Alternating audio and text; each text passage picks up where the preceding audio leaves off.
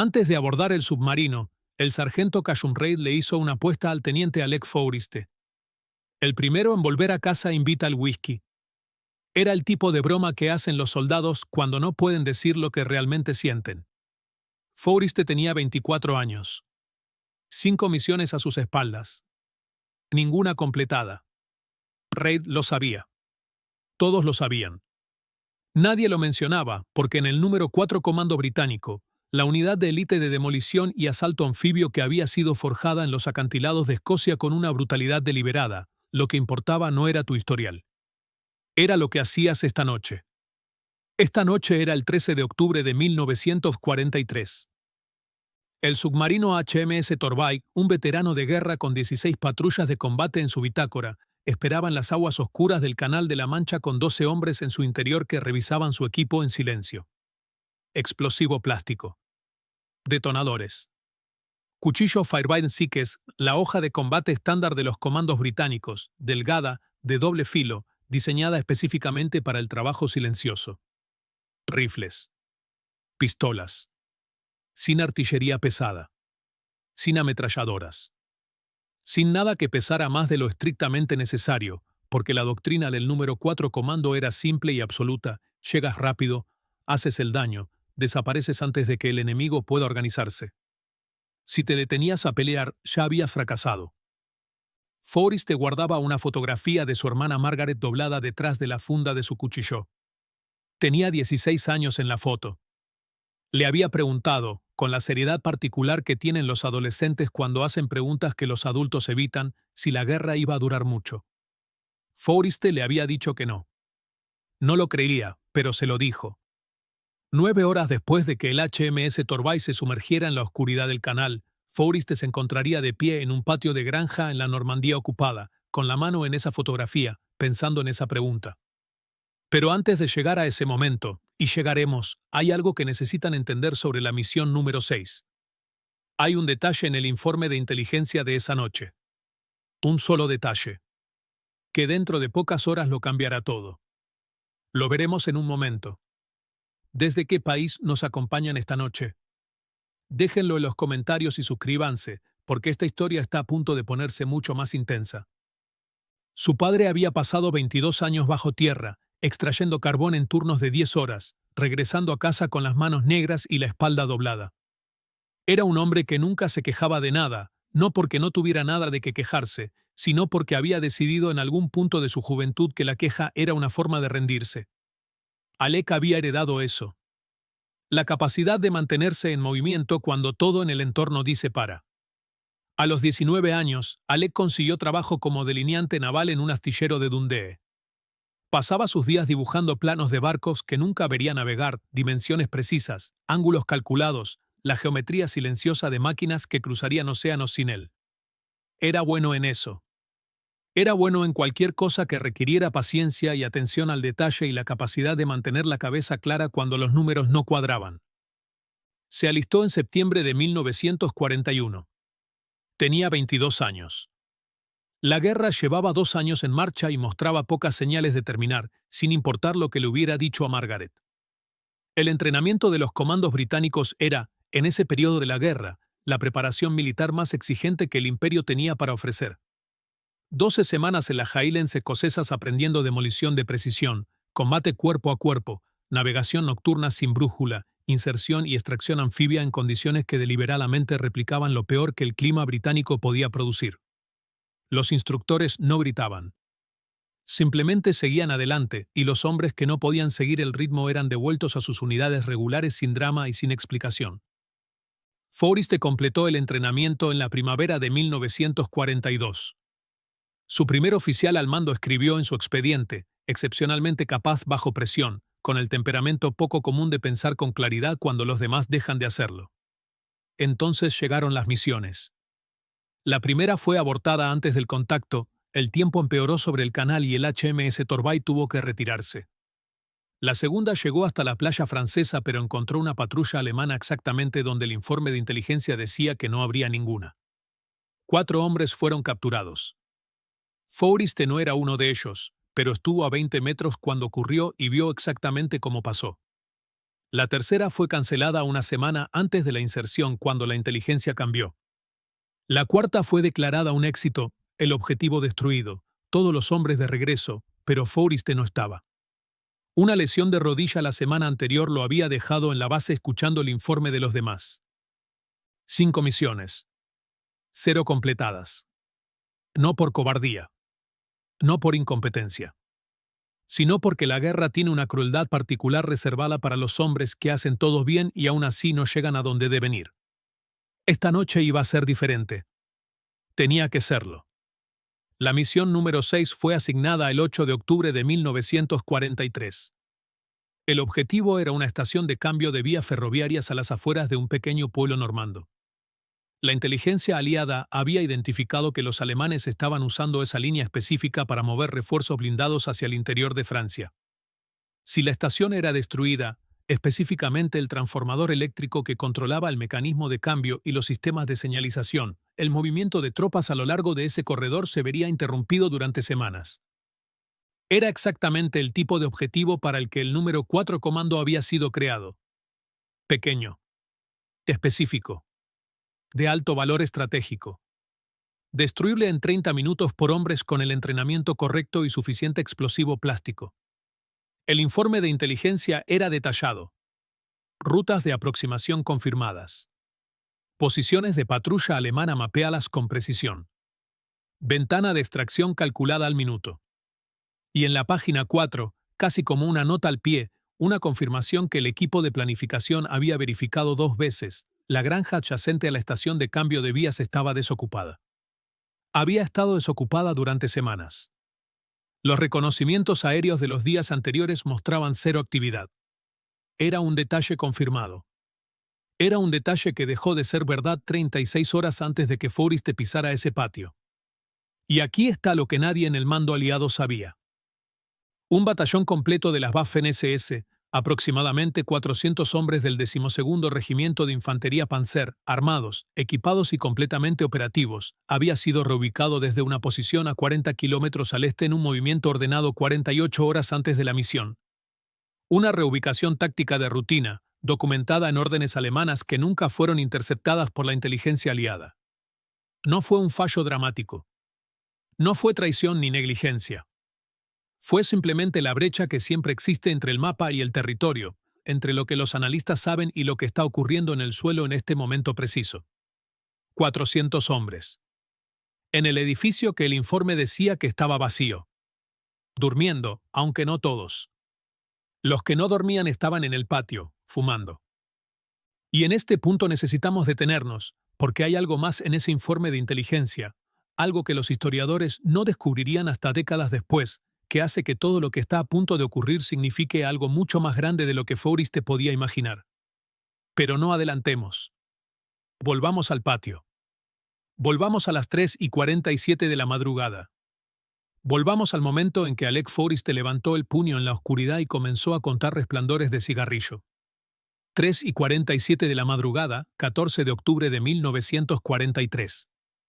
Forrest se quedó paralizado en medio de un paso. Un resplandor de cigarrillo en la oscuridad. Luego otro. Luego 5. Siguió contando hasta que su mente se negó a continuar, no porque se acabaran los resplandores, sino porque lo que significaban era demasiado para procesarlo de pie en silencio con 11 hombres respirando detrás de él. Levantó el puño. La señal de alto universal. Detrás de él, 11 hombres se detuvieron simultáneamente en la oscuridad, sin un sonido, con la precisión automática de hombres que han practicado este movimiento hasta que ya no requiere pensamiento. El único sonido era el viento de octubre sobre los campos normandos. Forrest contó 4 soldados alemanes visibles en el patio.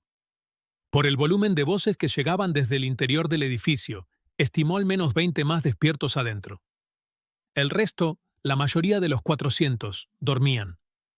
Si cualquiera de ellos miraba en la dirección correcta en el momento incorrecto, lo que seguiría no sería un combate. Sería una ejecución. Tenía 3 opciones. Podía abortar. Retirarse hacia la playa, regresar con el informe de que la granja no estaba vacía y dejar el objetivo intacto para otra noche. Era la opción racional. Era casi con certeza la opción que los manuales respaldarían. Podía esperar, permanecer absolutamente inmóvil en la oscuridad hasta que los soldados del patio regresaran al interior y luego intentar cruzar.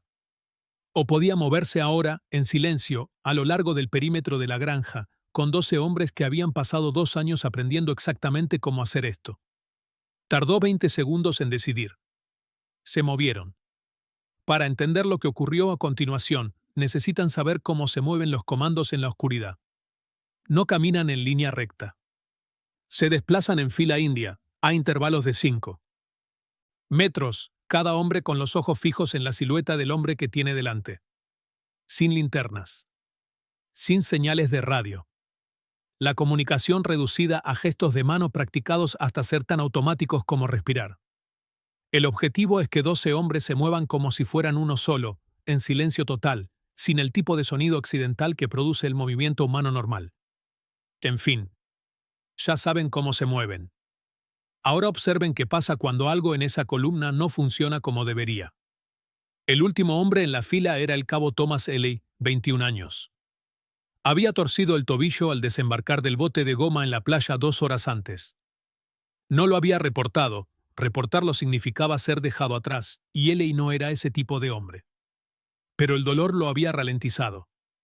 Para cuando la columna se detuvo frente a la granja, Elley estaba 40 metros por detrás de los demás, todavía cruzando el campo. Nadie lo sabía. Nadie lo mencionó. En ese momento parecía simplemente un hombre que no podía seguir el ritmo. Como veremos, ese tobillo torcido estaba a punto de importar más que cualquier otra cosa esa noche. La columna comenzó a moverse a lo largo del muro este de la granja. Agachados. A 5 metros de los soldados alemanes que fumaban en el patio. En silencio absoluto sobre la tierra húmeda de octubre. Forrest iba primero, contando sus propios pasos con la parte de su mente que no estaba monitoreando cada sonido, cada movimiento, cada variación en el volumen de las voces alemanas a su derecha. Paso 1. Paso 10. Paso 25. En el paso 31, uno de los comandos, el segundo en la fila, el cabo Morrison, puso el pie en algo. Una piedra suelta bajo el barro. El sonido fue mínimo. Una fracción de segundo de roce, apenas distinguible del sonido del viento. Pero en el silencio de las 3:47 de la madrugada, en un patio donde los únicos otros sonidos eran voces humanas y el ocasional chisporroteo de un cigarrillo, fue suficiente para que uno de los soldados alemanes girara la cabeza. La columna se congeló. Forrest no respiró. Los 10 hombres detrás de él no respiraron. El soldado alemán miró hacia la oscuridad al este del patio durante aproximadamente 4 segundos. Luego dijo algo en voz baja a su compañero, algo que ningún miembro del número 4 comando pudo escuchar con suficiente claridad para entender, y volvió a su conversación. La columna comenzó a moverse de nuevo. Paso 32. 50. 67. En el paso 87, Forrest salió del perímetro de la granja y entró en el campo abierto que conducía a la estación de cambio de vías. Nadie los había visto. 3 horas y 22 minutos para que el HMS Torbay partiera. Corrían como si lo supieran. A las 4:09 de la madrugada, el equipo de demolición llegó a la estación de cambio de vías. Era una estructura pequeña y funcional, una sala de control de hormigón, 2 conjuntos de palancas mecánicas y el transformador eléctrico que alimentaba todo el sistema de cambio.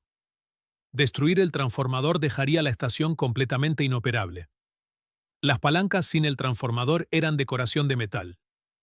Era el objetivo primario y Forrest se dirigió directamente hacia él. Abrió su mochila de demolición. Sacó las cargas de explosivo plástico, envueltas y preparadas exactamente como las había preparado 30 veces en entrenamiento. Luego sacó los detonadores. 4 detonadores. Necesitaba 3. Insertó el primero en la carga que envolvía el transformador, giró la cápsula y esperó el clic suave que indicaba que el conjunto estaba armado y funcional. No hubo ningún clic. Probó el segundo. Silencio. El tercero. Nada. Necesitamos detenernos aquí para que entiendan exactamente lo que acaba de ocurrir. Los detonadores de percusión utilizados por los comandos británicos en 1943 eran notoriamente sensibles a la humedad.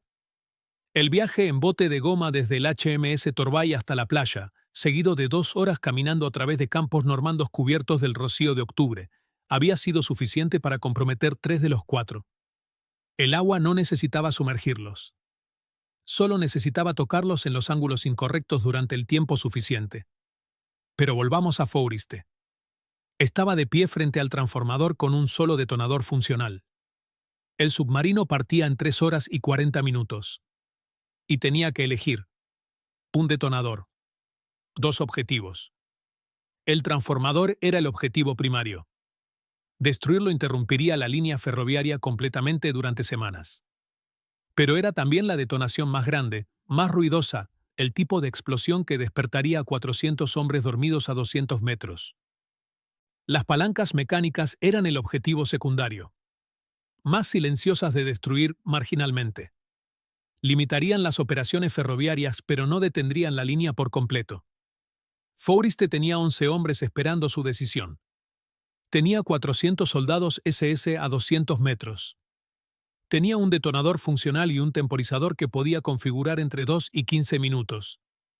Un momento, están parados en ese patio con Forriste, un detonador, 2 objetivos, 400 soldados SS a 200 metros. ¿Qué habrían elegido ustedes? Déjenlo en los comentarios. Tardó 4 segundos. Eligió el transformador. Porque si habían cruzado ese patio, contando esos resplandores de cigarrillo, aguantando la respiración en el paso 31, arrastrando ese tobillo torcido 2,5 kilómetros en la oscuridad, iban a hacer el trabajo que se suponía que debían hacer. No la versión reducida. No la versión silenciosa. La versión que importaba. Conectó el único detonador funcional al transformador. Configuró el temporizador en 8 minutos. Se incorporó y se volvió hacia sus hombres. Nos vamos. Rápido. 11 hombres comenzaron a correr. No en silencio esta vez. Ya no importaba el silencio. En 8 minutos habría una explosión que iluminaría el horizonte normando y despertaría a cada soldado alemán en un radio de 5 kilómetros. Lo que importaba ahora era la distancia. ¿Cuánto campo podían poner entre ellos y la granja antes de que 400 hombres armados salieran por esas puertas? 2,5 kilómetros hasta la playa de extracción. 8 minutos en el temporizador. Corrían. A mitad del campo, Forriste hizo el conteo. Contó 11 hombres en movimiento. Él era el 12º. Sumó de nuevo. 11 más el 12 en total. Los números no cuadraban. Contó una vez más, esta vez mirando directamente a cada silueta que corría en la oscuridad. 11. Solo 11 además de él. Faltaba uno. El cabo Tomaselli, cuyo tobillo lo había mantenido 40 metros detrás de la columna durante toda la noche, había caído.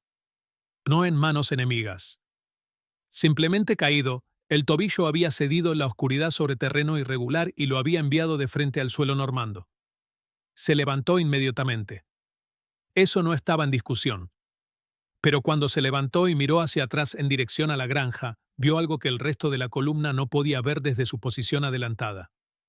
Un grupo de aproximadamente 8 soldados alemanes, una patrulla de respuesta temprana, moviéndose rápido, se había separado de la granja y estaba avanzando en un ángulo que en 90 segundos colocaría a los hombres de Forriste directamente en su línea de visión. Elley no tenía radio. No podía gritar. Tenía un tobillo que había decidido dejar de funcionar y 90 segundos. Comenzó a correr. Elley alcanzó la columna con 30 segundos de margen. Sin palabras. La señal de alto con el puño. Luego señaló dirección, distancia, número estimado. 4 segundos de comunicación sin lenguaje entre hombres que llevaban meses aprendiendo exactamente este vocabulario. Forriste cambió el ángulo de la columna 15 grados al norte. El grupo alemán pasó a 120 metros en la oscuridad sin detectar nada. 30 segundos después de que el grupo alemán desapareciera en la dirección equivocada, el transformador de la estación de cambio de vías explotó. A las 4:23 de la madrugada, la detonación fue audible a 5 kilómetros de distancia. Iluminó el horizonte normando con suficiente intensidad para que los hombres que corrían a través del campo pudieran verse mutuamente con claridad por primera vez en horas, sus siluetas brevemente nítidas contra el resplandor naranja antes de que la oscuridad regresara más densa que antes. También despertó, de manera instantánea y completa, a 400 soldados SS en la granja. Lo que siguió fue, por cualquier análisis táctico razonable, un caos organizado, aunque el énfasis estaba en el caos. Los alemanes no sabían cuántos atacantes había. No sabían de qué dirección venían. No sabían si la explosión era el preludio de un asalto mayor o la totalidad del ataque. En los primeros minutos críticos después de la detonación, 400 soldados entrenados se paralizaron, no por fuego enemigo sino por la incertidumbre, la incapacidad de distinguir entre una distracción y una amenaza real. Forrest y sus hombres no lo sabían en ese momento. Solo sabían que estaban corriendo. Y que necesitaban seguir corriendo. 2,5 kilómetros hasta la playa. 400 metros de acantilado. La playa de extracción. Los botes de goma. El HMS Torbay. 2 horas y 51 minutos para que el submarino partiera.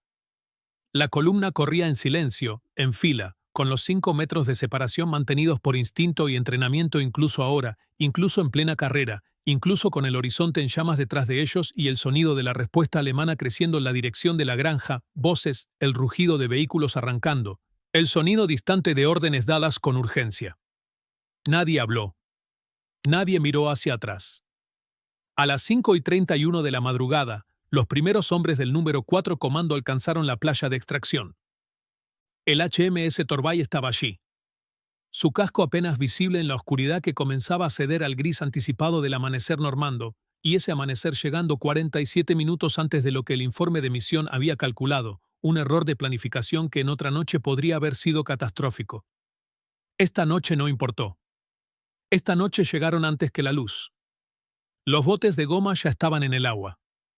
Forrest llegó último a la orilla, como correspondía a un oficial que no abandona a sus hombres mientras quede alguien por detrás de él. Miró a los hombres que subían a los botes, haciendo el conteo que ya había hecho 2 veces durante la carrera y que necesitaba confirmar una vez más. Contó. Contó de nuevo. 8. De 12 hombres que habían pisado esa playa normanda 9 horas antes, 8 estaban en los botes. El subteniente Harrison. El sargento Morrison. El cabo Davis. El soldado Kavanagh. En algún punto entre la estación de cambio de vías y esta playa, en la oscuridad y la confusión de la respuesta alemana, 4 hombres habían quedado atrás. Forrest bajó por la red de escape del submarino siendo el último, como había llegado. Los botes fueron empujados hacia el casco del HMS Torbay. Los hombres subieron en silencio. El submarino comenzó a moverse. A las 5:48 de la madrugada, el HMS Torbay se sumergió. En la sala de torpedos del submarino, en el frío metálico que olía a aceite y agua salada y la respiración de hombres agotados, Forrest se sentó en el suelo y metió la mano en el bolsillo de su chaqueta. Encontró la fotografía de Margaret. La sostuvo sin mirarla durante mucho tiempo. El sargento Reid, que era uno de los 8, se sentó a su lado. Permanecieron en silencio.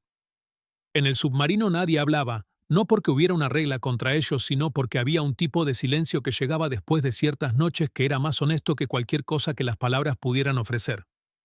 Después de un tiempo, Reid dijo algo en voz baja. Forrest no respondió sobre la apuesta. No esa mañana. Los 4 hombres que no regresaron esa noche sobrevivieron. Esto no siempre ocurría. Que ocurriera en este caso es parte de la historia y merece ser dicho directamente.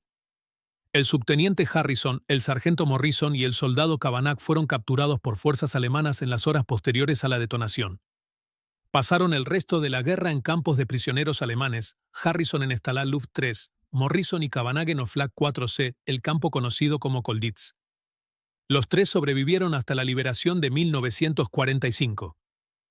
El cabo Davis, Thomas Sheriff Counterpart in terms of the unexpected terms, logró evadir la captura durante 9 días completos después de la misión. Moviéndose de noche, escondiéndose de día, siendo alimentado y ocultado por familias normandas que arriesgaban todo por hacerlo. Fue eventualmente contactado por una red de la resistencia francesa que lo pasó de contrabando, en etapas, a través de Francia y España hasta Gibraltar, desde donde fue repatriado a Gran Bretaña. Regresó al número 4 comando 6 semanas después. Nadie hizo un gran escándalo de eso. Así eran las cosas. A Forrest se le informó del destino de los 4 hombres capturados varias semanas después de la misión. Se le dijo que la operación había sido clasificada como éxito parcial. Se le dijo que podía tomarse 2 días de descanso. Tomó 1. En el informe oficial, la misión del 14 de octubre de 1943 ocupó 2 párrafos. El transformador había sido destruido. La estación de cambio de vías estaba inoperable. 4 hombres fueron capturados. 8 regresaron. Fin del informe. No había nada en ese informe sobre por qué ese transformador específico importaba. No había nada sobre la operación más grande a la que esta misión había servido sin saberlo. No había nada sobre los 11 días que estaban a punto de cambiar. Porque Forrest nunca fue informado de eso. Ninguno de los 8 que regresaron lo fue. Se les dijo que el trabajo estaba hecho. Y lo volvieron a hacer la semana siguiente, en algún lugar diferente, por razones que tampoco les explicarían completamente. Así era el número 4 comando. Así era, en gran medida, toda la guerra, hombres y mujeres ordinarios haciendo trabajo extraordinario en la oscuridad, sin saber exactamente por qué importaba lo que hacían, confiando en que importaba, presentándose de todas formas. La estación de cambio de vías permaneció inoperable durante 11 días. 11 días que, según historiadores militares que han estudiado las operaciones de engaño aliadas de este periodo, coincidieron con una fase crítica de la Operación Kokkade, el elaborado esquema aliado diseñado para convencer al mando alemán de que los principales desembarcos del día de llegarían al paso de Calais en lugar de a Normandía. Las interrupciones ferroviarias en los corredores normandos durante este periodo eran un componente operativo de ese engaño, diseñadas para crear patrones de movimiento que reforzaran la narrativa falsa que los aliados necesitaban que los alemanes creyeran. 11 días de inoperatividad en ese corredor específico. En ese periodo específico. Por esas razones específicas. Forrest nunca supo nada de esto. Pero volvamos a Forrest. Porque lo que ocurrió después importa tanto como lo que ocurrió esa noche. Alec Forrest completó 6 misiones más con el número 4 comando antes del día de participó en los desembarcos del 6 de junio de 1944, en la misma costa normanda que había pisado 9 meses antes en la oscuridad. Sobrevivió a la guerra. Regresó a Dundee en el otoño de 1945. Retomó el trabajo de delineante naval. Se casó en 1947. Tuvo 2 hijos. Vivió una vida que desde afuera parecía completamente ordinaria, que era exactamente lo que él quería que pareciera. Nunca habló mucho de sus misiones, excepto con Margaret, que tenía 18 años cuando regresó y que un día, sentados a la mesa de la cocina de su madre con tazas de té que se enfriaban entre ellos, le preguntó qué había sido lo más difícil. No le preguntó sobre el combate. No le preguntó sobre el miedo o los hombres que no regresaron. Le preguntó qué había sido lo más difícil, como si supiera que esas eran categorías distintas. Forrest pensó durante un momento. Le dijo que era el silencio. Aprender a moverse en silencio completo, siendo intensamente consciente de todo lo que lo rodeaba, y hacer que pareciera que no había nadie allí en absoluto. Margaret dijo que pensaba que eso sonaba terriblemente solitario. Él dijo que lo era. Pero que también era la única razón por la que estaba sentado frente a ella en ese momento. Hay algo en esa imagen, 12 hombres cruzando un patio normando en silencio, a 5 metros de los hombres que los matarían, para destruir algo que nunca sabrían que importaba, en servicio de una victoria que nunca sabrían que ganaron, que captura algo verdadero sobre cómo funciona realmente la historia. No ocurre en discursos o titulares. Ocurre a las 3:47 de la madrugada, en el barro, en el frío, con un solo detonador funcional y 4 segundos para decidir. La guerra está llena de estas historias. Hombres y mujeres que hicieron lo correcto sin saber exactamente qué era lo correcto. Que se presentaron en la oscuridad porque era el trabajo. Que pensaron en sus hermanas y sus apuestas y sus tobillos torcidos y siguieron poniendo un pie delante del otro. El sargento Cachumbrel compró el whisky. Si esta historia los movió, compártanla, no por el canal, sino por ellos, y suscríbanse para más historias de coraje silencioso que el mundo casi olvidó.